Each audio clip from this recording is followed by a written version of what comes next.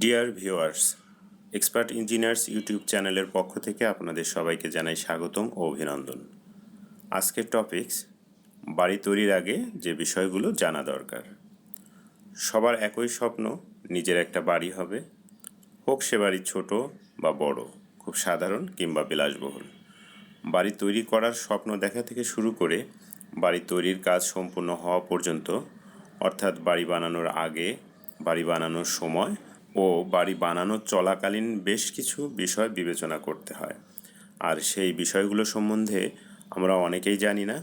যেহেতু জানি না, সহজেই আমরা ঠকে যাই, না জেনে বুঝে খরচ করে ফেলি অনেকগুলো টাকা। আবার আমাদের বাঙালি টিপিক্যাল নেচারের জন্য আমরা বাড়ি বানানোর সময় প্রফেশনালদের সাহায্য নেই না। এর ফলে পরবর্তীতে দেখা যায় বাড়ি তৈরির পর নানা রকম ইউটিলিটির সমস্যা, মডিফিকেশন চলে, ভাঙাভাঙি চলে, জোড়াতালি চলে। ফলে বাড়িটি তার সৌন্দর্য হারিয়ে কিম্ভূত কিমাকার রূপ ধারণ করে। বাড়ি নির্মাণের আগে সবচেয়ে বেশি করে ভাবতে হয় এর অবকাঠামোগত দিক নিয়ে। ভূমিকম্পের মতো কোনো প্রাকৃতিক দুর্যোগ বা কোনো অগ্নিকাণ্ডে যদি শখের বাড়িটি ধ্বংস হয়ে যায় এবং সেটি যদি মানুষের প্রাণহানির কারণ হয়, তবে বিনিয়োগ ও জীবনের হুমকি দুই থেকে যায়। তাই বাড়িটি যেন মজবুত, টেকসই, পরিবেশ বান্ধব, সেদিকে নজর রাখতে হবে। আর এই বিষয়গুলো নিশ্চিত করে বাড়ি তৈরির ক্ষেত্রে আপনাকে বেশ কিছু বিষয়ে বিবেচনায় আনা উচিত। চলুন আজ জেনে নেই বাড়ি বানানোর আগে কী কী বিষয়গুলো মাথায় রাখতে হবে। আমি ইঞ্জিনিয়ার আব্দুস সাত্তার আছি আপনাদের সাথে। চলুন আর কথা না বাড়িয়ে শুরু করি। ভিডিওটি না টেনে শেষ পর্যন্ত দেখুন। প্রথমেই ফাইন্যান্সের কথা ভাবুন, অর্থাৎ কত টাকা বাজেটের বাড়ি বানাতে চাচ্ছেন, টাকা কোথা থেকে আসবে তা নিশ্চিত করুন। প্ল্যানিং করুন, পুরো বাড়ি একেবারে করবেন নাকি 2 তলা করে পরে বাকি 4 তলা করবেন। গ্যারেজ, কার পার্কিং কয়টি রাখবেন, বাড়িটির অকুপেন্সি কেমন হবে, আবাসিক হবে নাকি স্কুল হবে, লিফট, জেনারেটর, সাবস্টেশনের প্রভিশন রাখবেন কি না, আশেপাশে ভবিষ্যতে কী রকমের ইমারত নির্মাণ হতে পারে, ছাদে বাগান হবে কি না ইত্যাদি। এর জন্য দরকার প্রিলিমিনারি এস্টিমেশন। এর জন্য অভিজ্ঞ সিভিল ইঞ্জিনিয়ারদের কাছে যান। দ্বিতীয়ত, সয়েল টেস্ট। বাড়ি তৈরির পূর্বে মাটি পরীক্ষা বা সয়েল টেস্ট করে নিতে হবে। অবশ্যই ভালো প্রতিষ্ঠান থেকে দক্ষ জিওটেক ইঞ্জিনিয়ার দ্বারা মূল্যায়ন করিয়ে নেবেন। অনেকের মধ্যে এই কাজটির মারাত্মক রকমের অবহেলা এবং টাকা বাঁচানোর প্রবণতা দেখা যায়। দয়া করে এমনটি কখনোই করবেন না। মাটির পরীক্ষা অত্যন্ত গুরুত্বপূর্ণ ব্যাপার। মাটি পরীক্ষার পূর্বে অবশ্যই আপনার সিভিল ইঞ্জিনিয়ার অথবা স্ট্রাকচারাল ইঞ্জিনিয়ারদের সাথে কথা বলে নিন, কারণ আপনার ভবনের উচ্চতার সাথে কত গভীরতায় বোরিং করতে হবে তা উনি আপনাকে বলে দিবেন। ভবনের নকশা।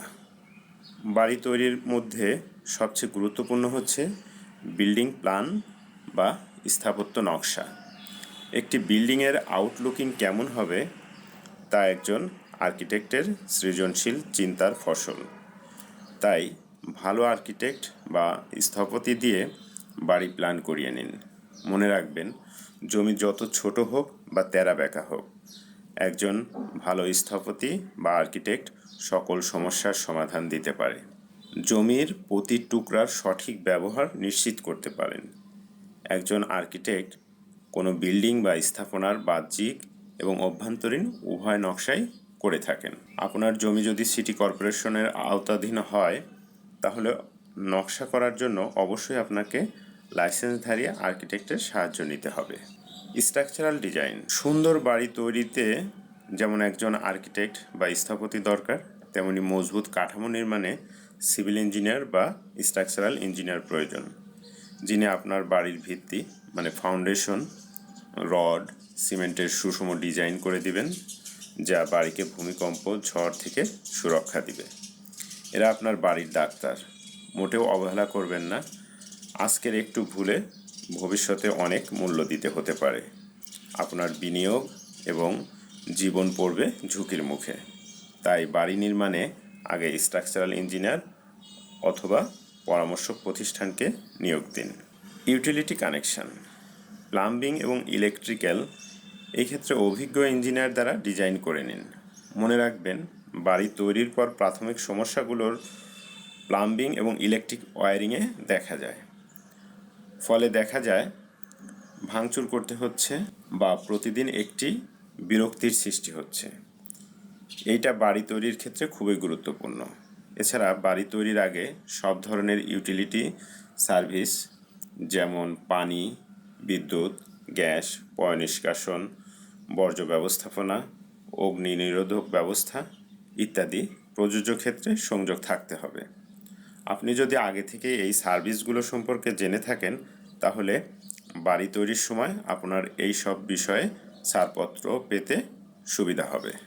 BOQ, detail bill of quantity বা বিওকিউ তৈরি করুন এবং আপনার পূর্বের আনুমানিক ব্যয়ের সাথে কম্পেয়ার করুন। যদি ব্যয় বেড়ে যায় তবে ডিজাইন বা প্ল্যানে কিছু পরিবর্তন এনে ব্যয় কমাতে পারেন। বাড়ি তৈরির জন্য সুষ্ঠু প্ল্যানিং আর ডিজাইন না করলে পরবর্তীতে নানা অসুবিধার সম্মুখীন হতে হয়। তাই উপযুক্ত প্রফেশনালদের সাথে আলাপ করে বাড়ি তৈরির কাজে হাত দেবেন। সুপারভিশন, কনস্ট্রাকশনে শুধুমাত্র কন্ট্রাক্টরের উপর নির্ভরশীল না হয়ে একজন সিভিল ইঞ্জিনিয়ার বা একজন সুপারভিশন ইঞ্জিনিয়ার রাখবেন। এটা হতে পারে ফুল টাইম অথবা পার্ট টাইম, যেটা সম্ভব হয়, যাতে কাজের মান ভালো এবং ড্রয়িং অনুযায়ী কাজটি সম্পূর্ণ হয়। একজন সুপারভিশন ইঞ্জিনিয়ার বাড়ি ঠিকঠাক মতো আর্কিটেক্টের নির্দেশনা অনুযায়ী বানানো হচ্ছে কিনা সেদিকে খেয়াল রাখবেন।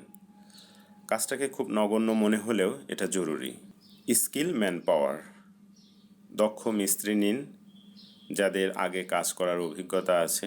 ভালো ম্যাসন, স্টিল ফিক্সচার, প্লাম্বিং কাজের জন্য প্লাম্বার এবং ইলেকট্রিক কাজের জন্য ভালো ইলেকট্রিশিয়ান, এগুলো আপনাকে তাদের অভিজ্ঞতা অনুযায়ী তাদেরকে নিয়োগ দিতে হবে। নিরাপত্তা, সেফটি ফার্স্ট কথাটি মোটেই অমূলক নয়। নির্মাণকর্মী এবং প্রতিবেশীর নিরাপত্তা, তাদের জানমাল নিরাপদ রাখা আপনার দায়িত্ব, যতক্ষণ পর্যন্ত আপনার স্থাপনার কাজ শেষ না হচ্ছে। তাই এই বিষয়টি নিয়ে খুবই সচেতন থাকুন। রড কিনছেন শুধু দামি কোম্পানি দেখে নয়, কিংবা টাকা বাঁচানোর জন্য সস্তা রড কিনবেন না, বরং দেখুন এর গুণাগুণ, এর গুণগত মান। 40 গ্রেড, 60 গ্রেড বা 75 গ্রেডের রড কিনছেন, দোকানদার সেই সব রডগুলোই একই গ্রেডের বা আপনার চাহিদা মতো গ্রেডের দিচ্ছে কিনা এবং একই কোম্পানির দিচ্ছে কিনা এটা নিশ্চিত করুন। একবার মিলিয়ে নিন আপনার ডিজাইনে কোন গ্রেডের রডের কথা বলা আছে। সিমেন্ট, আরেকটি গুরুত্বপূর্ণ উপাদান সিমেন্ট। আমাদের দেশে তুলনামূলকভাবে সিমেন্টের মান ভালো, তবুও কেনার পূর্বে টেস্ট রিপোর্ট দেখে নিতে পারেন। এছাড়া সিমেন্টের টাইপ এবং প্রোডাকশন ডেট দেখে নিন, কারণ প্রোডাকশন ডেট হতে ধীরে ধীরে সিমেন্টের কার্যক্ষমতা কমতে থাকে। প্রয়োজনে আপনার স্ট্রাকচারাল ইঞ্জিনিয়ারের সাথে পরামর্শ করে নিন। এটা কিনে আনার পর শুকনো জায়গায় রাখুন যাতে পানি না লাগে। কাজের পূর্বে সিমেন্ট খুলে যদি দেখেন সিমেন্ট জমাট বেঁধে আছে, তাহলে তা পরিবর্তন করুন। বালির দানাটা দেখে কিনুন। এই বালির দানাকে বলা হয় বালির FM, মানে ফাইননেস মডুলাস। এটা যেন ঠিক থাকে। কোর্স এগ্রিগেট, খোয়া বা পাথর বা ইটের খোয়া আপনি যাই দিন তা যেন ড্রয়িং অনুযায়ী বা স্ট্রাকচারাল ইঞ্জিনিয়ারের পরামর্শ মোতাবেক হয়। কেনার সময় অবশ্যই পরিষ্কার এবং ভালো মানের খোয়া দেখে কিনুন। ব্যবহারের পূর্বে পানি দিয়ে ভিজিয়ে নিন। কিউরিং, ঢালাইয়ের কাজ শেষ হবার নির্দিষ্ট সময় পর কিউরিং করুন। বিশেষ করে কলাম, বিম, ছাদ, প্রয়োজনে চট মুড়িয়ে নিন যেন পানি অনেকক্ষণ ধরে রাখতে পারে। এতে সিমেন্টের জমাট ভালোভাবে ধরবে। পানি কম দিলে হালকা চুলের মতো ফাটল দেখা দিবে, যাকে আমরা হেয়ার ক্র্যাক বলি, এবং কংক্রিট তার সঠিক শক্তি পাবে না। রেইনফোর্সমেন্ট ওয়ার্ক, নজর রাখুন কলাম, বিম, গ্রেড বিমের রড বাঁধার সময় রিংগুলো, সোজা রডগুলো, ল্যাপিং রড, কলামের রড এবং এদের সংখ্যাগুলো ঠিক আছে কিনা। অনেক সময় দেখা যায় কলামগুলো একেবারে ঢালাই করে দিচ্ছে, এটা কখনো করবেন না।